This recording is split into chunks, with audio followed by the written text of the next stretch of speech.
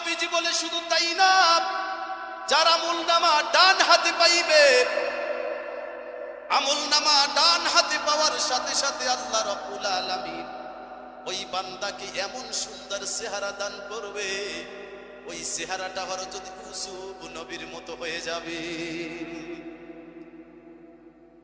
তামাম পৃথিবীর সমস্ত সুন্দর যদি এক পাল্লায় রাখা হয়, আর জমানার পয়গম্বর ইউসুফ আলাইহিস সালামের সুন্দর যদি অপর পাল্লায় রাখা হয়, তাহলে ইউসুফ নবীর সুন্দরের মান বেশি হয়।